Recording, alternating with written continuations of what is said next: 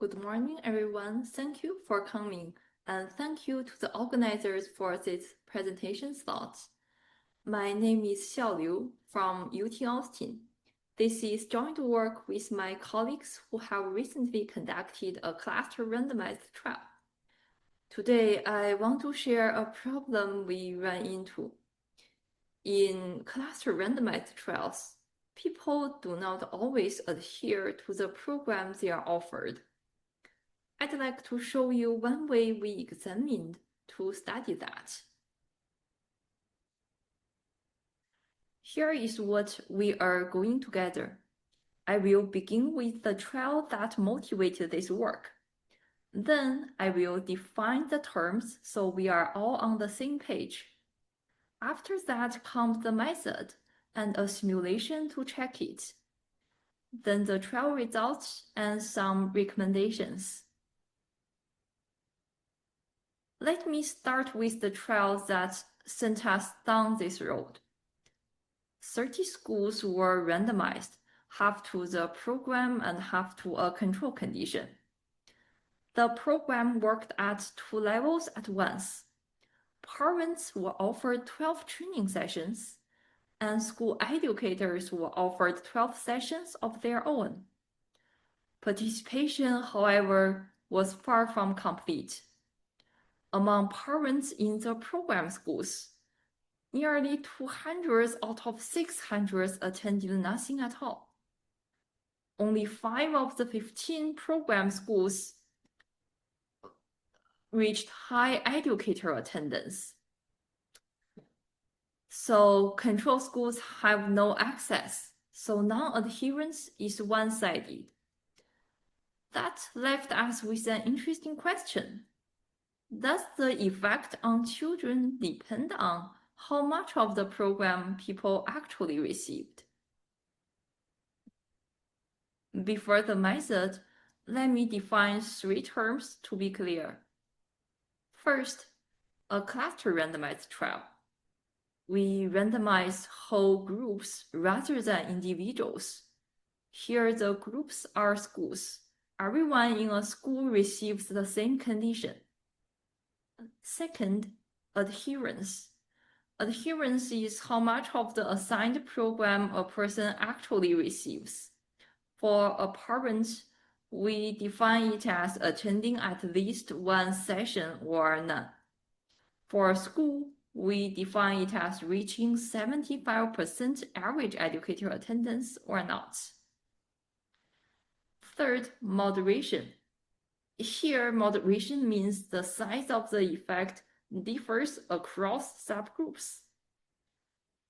Our question is whether adherence at both levels moderates the program effect. Now, why not simply compare people by the sessions they attended? That was my own first instinct. The difficulty is that adherence happens after randomization. Randomization makes the 2 conditions comparable at the start. But if we split the program group by who attended, that comparability will be gone. Parents who attended often differ beforehand. For example, they may be more motivated or simply have more time. The control condition holds both kinds of parents, and we cannot tell them apart. So, a direct comparison mixes the program effect with pre-existing differences. We need a new way to define subgroups that is unaffected by the treatment assignment. That way of defining subgroups is termed principal stratification. The idea is simpler than the name suggests. We group people by the adherence they would have if their school received the program. That would-be adherence is a trait of the person and the school. It does not change with the conditions they were actually assigned to. So we can treat it much like a baseline characteristic. with 2 levels, we get 4 subgroups. The parents who would attend or who would not. The school who would reach high attendance or would not. And the effect we want is the average effect of treatment assignments within one of those 4 subgroups. We can define it even though we do not observe the subgroup membership for everyone. Naturally, we asked whether existing tools could do this. Several come close, but each asks for something we could not support.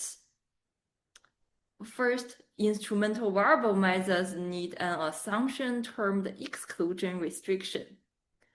In a trial where families not knew their assigned condition, that assumption is hard to defend. Second, mixture models need the 4 latent adherence subgroups to be clearly separated. Ours are likely not. Third, principal score weighting avoids both of those assumption problems. It asks instead for a principal ignorability assumption. That is a no unmatched confounding assumption given rich baseline covariates.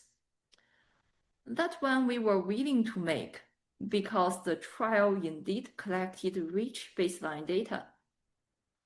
But the existing clustered version of this method handles a single adherence variable with a parametric model assumed correct. The assumption is difficult to meet, especially with many covariates. So we would like a more robust and flexible version of this third approach. This gap led to the work I will present next. Here is the idea behind our estimation method. Under the principal ignorability that's no unmatched confounding assumption, we fit 2 sets of models. One predicts the outcome from baseline covariates and the adherence observed. The other predicts which adherence subgroup a unit belongs to. Our estimator combines the 2. There are 2 reasons we wanted this. First, it gives us 2 chances to be right. If either set of models is correct, the estimate is still consistent.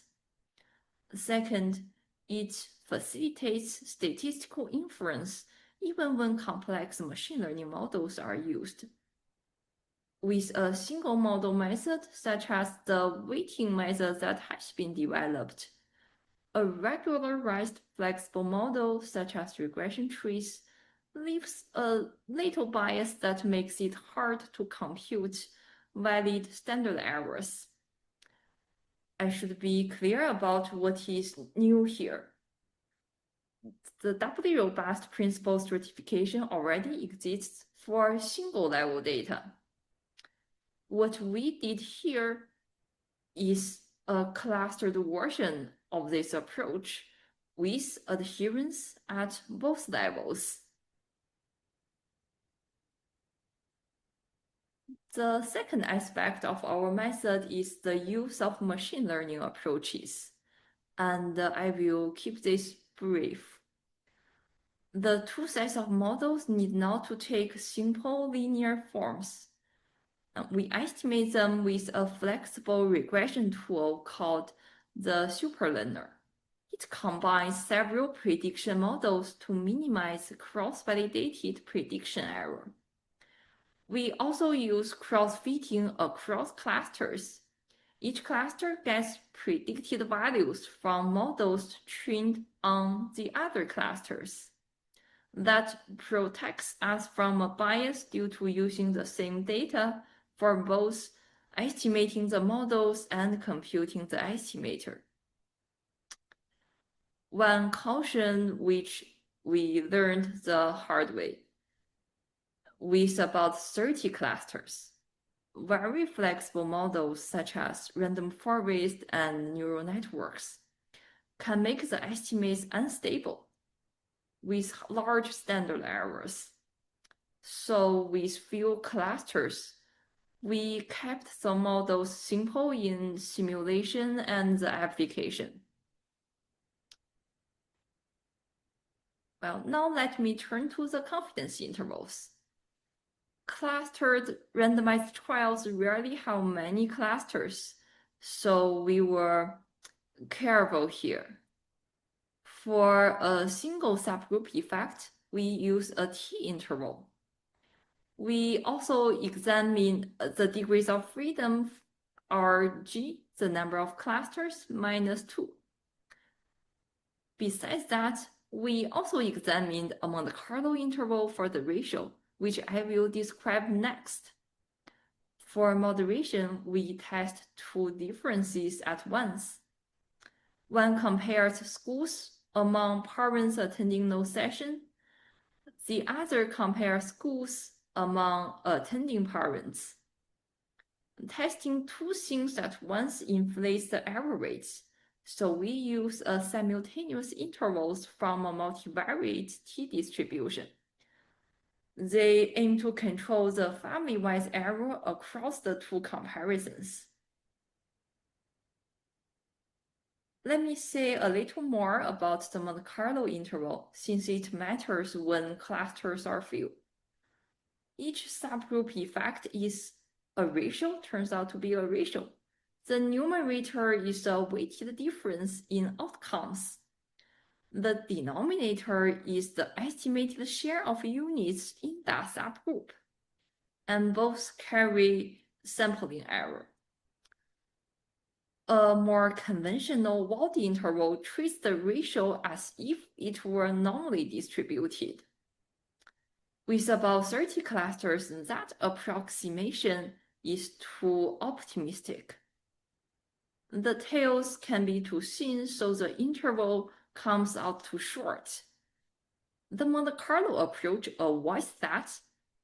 Specifically, we draw many pairs of numerator and denominator from a bivariate t-distribution. We form the ratio for each draw. Then we keep the middle 95%. These draws carry the uncertainty in the denominator, the uncertainty in the numerator, and their dependence.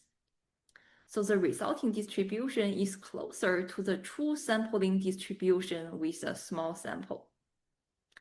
That solves the anti-conservative problem with the more conventional Wald interval. To see whether this works, we run a simulation. The condition follows sightings reported in the clustered trial literature. We used 30 and 100 clusters with varying cluster sizes. Each condition was repeated 1,000 times, and we compared our doubly robust estimator with two existing methods. One is regression-based, the other is weighting-based. It was fitted two ways, with mixed effect models and with machine learning approaches. Then we deliberately broke the models in 4 scenarios. Both sets correct, one set wrong, the other set wrong, or both wrong. Here is our main findings, gathered into this one table. Let me read down the rows with you. When both sets of models are correct, all 3 estimators were unbiased. When the outcome models were wrong, the regression estimator became biased. Ours did not. When the adherence models were wrong, the weighting estimator became biased, and ours did not. In numbers, the doubly robust estimator stayed within about 300 of the true value. The affected estimator drifted to about 900. Only when both sides were wrong, did the doubly robust estimators break down. Machine learning did not help, and I want to be clear about why this is the case. A run model in our simulation leaves out a confounder. A flexible model cannot recover a variable that was never measured. Now let's look at the coverage. Whenever one set model was correct, both interval methods stayed above 90%. The Wald-T interval was accurate with more clusters, say 100. With fewer clusters, such as 30 clusters, it was a little anti-conservative for some effects. The Monte Carlo interval fixed that, but we did find it to run slightly conservative, about 98% for the moderation contrast. Now let us go back to the motivating example and see what this gives us. The outcome is children's emotional and behavioral difficulties at post-test. Negative numbers mean fewer difficulties, so negative is good news. The top 4 rows are the 4 adherence subgroups with pointwise intervals. One pattern held at both parent attendance levels. The estimated benefit was larger in schools with high educator attendance. For the subgroup effects, 2 of the 4 intervals exclude 0. For the moderation by school attendance, these are shown in the bottom 2 rows with simultaneous intervals. Both of those include 0. So with 30 schools, these results are exploratory.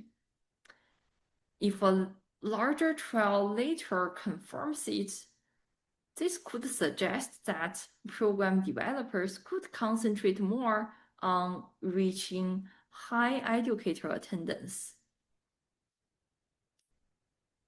Let me close with a discussion. First, these 2-level adherence effects can be estimated with this presented approach. We do not need the exclusion restriction or do not require clearly separated mixtures. Second, the doubly robust approach combined with machine learning methods gives real protection. It protects against modeling error while keeping the intervals appropriate. A caution with small, fewer clusters, and we would like to use simpler models to stay stable. Third, the limitations, which I want to state plainly. The first one is principal ignorability is an untestable assumption, and needs require there are no unmeasured confounding variables. So sensitivity analysis is important and is our next step.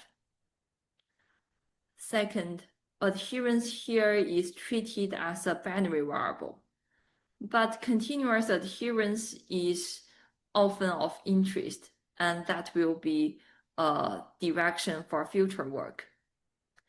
And I would love to hear your thoughts on both directions and additional future directions. Thank you very much for your attention and for your patience with the technical parts. My contact details and the paper and our package are on the slide.